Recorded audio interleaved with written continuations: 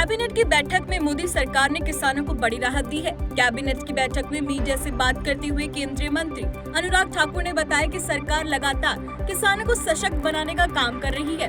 बैठक में 3 लाख रुपए तक के लघु अवधि के कृषि ऋण पर 1.5% की छूट को मंजूरी दे दी गई है।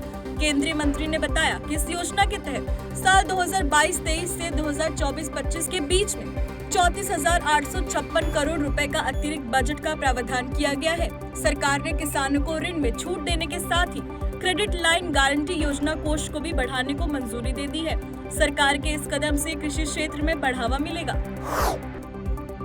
बिहार में महागठबंधन की नई सरकार बनने के बाद मंत्रालय का बंटवारा भी हो गया, लेकिन मंत्रालय के बंटते ही कानून मंत्री बनाए गए राजद नेताओं और एमएलसी कार्तिकेय सिंह को लेकर विवाद खड़ा हो गया। दरअसल कार्तिकेय सिंह के खिलाफ कोर्ट से वर्ष 2014 के एक अपहरण के मामले में वारंट जारी किया गया था। 16 अगस्त को उन्हें सरेंडर करना था, लेकिन वे कोर्ट में पेश नहीं हुए और मंत्री पद की शपथ भी ले ली। अब बिहार के पूर्व उप मुख्यमंत्री सुशील मोदी ने कहा कि अगर कार्तिकेय सिंह के खिलाफ वारंट था तो उन्हें आत्मसमर्पण कर देना चाहिए था, लेकिन उन्होंने कानून मंत्री के रूप में शपथ ले ली। सुशील मोदी ने कहा कि मैं नीतीश से पूछता हूँ कि क्या वे बिहार को लालू के जमाने में वापस ले जाने की कोशिश कर रहे हैं।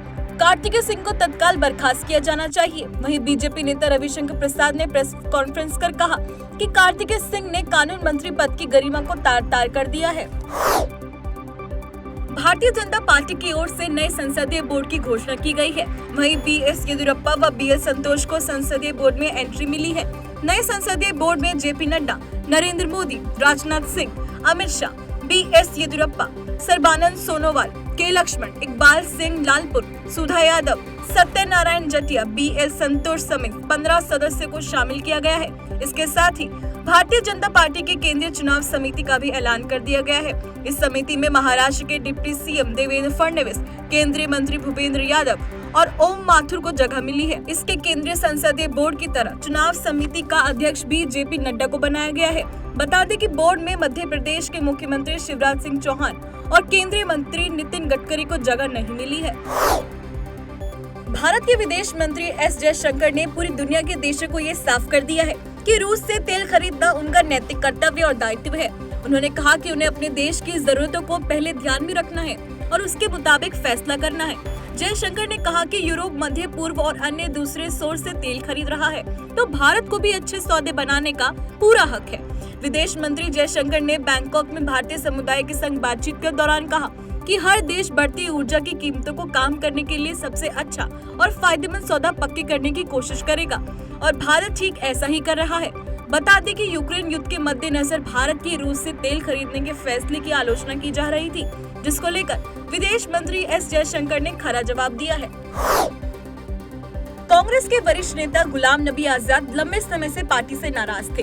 उन्होंने जम्मू कश्मीर में पार्टी के एक प्रमुख पद से इस्तीफा दे दिया है, जो अंदरूनी विद्रोह का एक संकेत है। पार्टी ने उन्हें प्रचार समिति का अध्यक्ष बनाया था, लेकिन नियुक्ति के कुछ ही देर बाद उन्होंने पद से इस्तीफा दे दिया।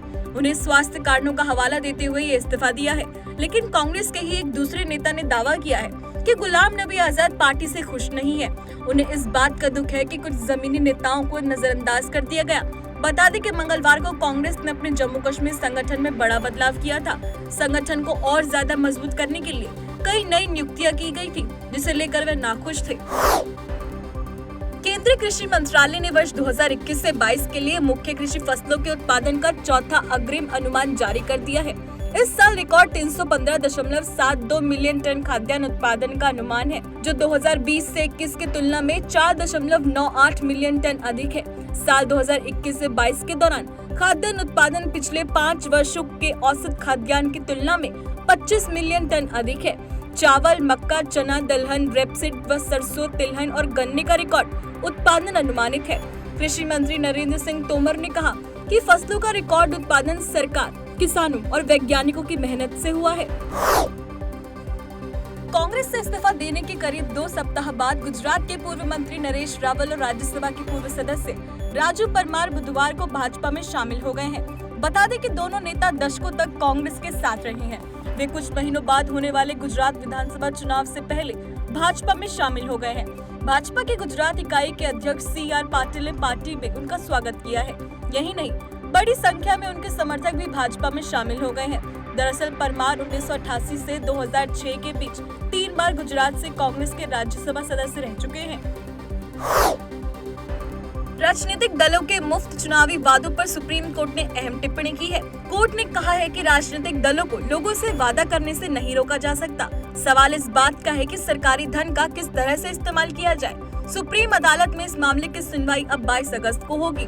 कोर्ट ने कहा है कि सभी पक्ष इस मामले में कमेटी के गठन पर शनिवार तक अपने सुझाव दें। दरअसल सुप्रीम कोर्ट में याचिका दायर कर चुनाव में मुफ्त की योजनाओं की घोषणा पर रोक लगाने की मांग की गई थी, जिस पर आज सुनवाई हुई। भारतीय रेलवे ने स्वतंत्रता दिवस की 75वीं वर्षगांठ पर super Vasuki special freight train चलाकर एक नया रिकॉर्ड बना लिया है। सुपर वासुकी नाम के इस ट्रेन की खास बात ये रही कि ये 6 इंजन और 295 डिब्बों के साथ कुल 3.5 किलोमीटर लंबी ट्रेन थी, जिसका संचालन छत्तीसगढ़ के कोरबा और नागपुर के राजनांदगांव गांव के बीच किया गया। यह भारतीय रेलवे द्वारा चलाई जाने वाली अब तक की सबसे भारी और सबसे लंबी मालगाड़ी है। सुपर वासुकी ट्रेन को भारतीय रेलवे के दक्षिण पूर्व मध्य रेलवे ने चलाया है। वैगन्स को लेकर करीब 267 किलोमीटर की यात्रा तय की गई। बता दें कि मालगाड़ियों के 5 रैंक को मिलाकर स्पेशल ट्रेन सुपर वासुकी को चलाना आजादी का अमृत महोत्सव कार्यक्रम का हिस्सा बना। चीन के शिनजियांग प्रांत में उइगर मुस्लिमों के साथ भेदभाव और अत्याचार किए जा रहे हैं। संयुक्त राष्ट्र की एक विशेष रिपोर्ट में दावा किया गया है कि चीन के इस प्रांत में उइगर मुस्लिमों से जबरन मजदूरी करवाई जा रही है। रिपोर्ट के अनुसार शिनजियांग प्रांत के उइगर, कगास और अन्य तुर्क समूहों से अनिवार्य जबरन श्रम प्रणाली के तहत मजदूरी करवाई जा रही है। संयुक्त राष्ट्र मानवाधिकार विशेषज्ञों ने चीन में मुस्लिम उइगरों की कथित हिरासत और जबरन श्रम के बारे में गंभीर चिंता व्यक्त की है।